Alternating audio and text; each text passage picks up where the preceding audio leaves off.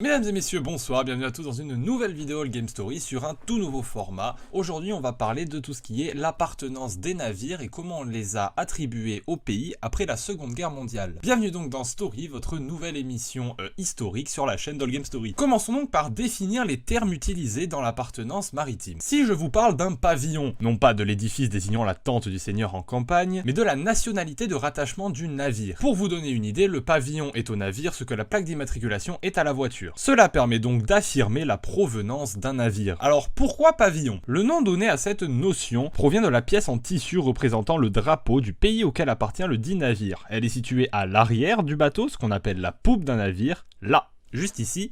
Là. N'importe quel navire qui se déplace doit impérativement disposer du pavillon de l'État dans lequel il est immatriculé. L'État qui immatricule le bateau le contrôle et lui impose ses règles fiscales, sociales, environnementales et pénales. Après la Seconde Guerre mondiale, l'OMI, donc l'Organisation du transport maritime international, a été sérieusement impactée par les navires qui étaient sous le pavillon de leur choix et non pas le pavillon qui leur a été attribué par l'État. Mais dans ce cas, vous allez me demander pourquoi elle a été impactée. Premièrement, les armateurs des États-Unis, c'est-à-dire les personnes qui gèrent en fait l'exploitation commerciale des navires, transfèrent une partie de la grande flotte états-unienne sous le pavillon de Panama, un pays d'Amérique centrale, ou encore celui du Liberia, un pays d'Afrique de l'Ouest. Deux pays de moins d'1 million d'habitants chacun à cette époque. Mais surtout, ce sont deux pays qui regardent très peu les réglementations fiscales et sociales, donc le rêve pour les États-Unis qui n'ont pas besoin de se plier à certaines réglementations d'autres pays. Et ce rêve s'exprime par des chiffres précis qui sortent du registre libérien. En 1949, seulement 5 navires étaient immatriculés sous le pavillon du Liberia. En 2010, c'est 2726 navires, soit 545 fois plus. Énorme! Tout ça mènera le Liberia au rang de 8e pavillon mondial en 2012. Deuxièmement, la décolonisation fait perdre la quasi-totalité des territoires de la France et des États-Unis, donc également du trafic maritime qui est associé à ces territoires. Et l'indépendance donnée à ces pays leur permet d'ouvrir leur propre marine qui concurrence les marines déjà existantes. Les transports européens sont donc obligés de réagir et vont se mettre sous pavillon de complaisance afin de pouvoir délocaliser toute leur marine et leurs bateaux à l'échelle mondiale. Mais d'où vient et que veut dire pavillon de complaisance? Alors c'est un terme qui nous date de 1954 et qui s'est imposé vraiment très rapidement dans le vocabulaire marin. On entendra aussi parler de pavillon de registre ou encore de libre immatriculation, mais ces termes ne sont pas officiels, mais sont plus utilisés en revanche par le monde maritime. Comment différencier la complaisance des paradis fiscaux? Pour ça, l'OCDE, donc l'Organisation de coopération de développement économique, va mettre en place 6 caractéristiques pour définir ce qu'est un pavillon de complaisance. Premièrement, il faut que le pays dans lequel le bateau est immatriculé soit dit de faible puissance, donc en gros que ça soit pas un pays très développé. 2. Que le contrôle du navire ne soit pas fait par des personnes qui résident dans les pays d'immatriculation du navire. 3. Que l'on puisse avoir un accès rapide et simple au registre d'immatriculation du bateau. 4. Que le pays du navire ait peu ou pas de taxes comme par exemple les impôts. 5. Que l'État n'ait aucun contrôle sur les navires. 6. Que les navires possèdent ou aient la possibilité d'employer des équipages non ressortissants, c'est-à-dire qu'ils ont été reconnus comme ayant aucun lien effectif avec le pays du bateau. Si on veut donner une vraie définition à pavillon de complaisance, l'ITF nous propose celle-ci. Sont considérés comme navires sous pavillon de complaisance les navires pour lesquels la propriété réelle et le contrôle se situent dans un pays autre que celui des pavillons sous lequel ils sont immatriculés. Pour finir, un petit chiffre, à l'heure actuelle, 32 pays ont des pavillons de complaisance. Mesdames et messieurs, cette vidéo touche à sa fin. Merci à tous de l'avoir suivi. Je sais qu'elle était un peu courte, mais c'était pour un exposé d'histoire à la base que j'ai fait cette vidéo, donc voilà.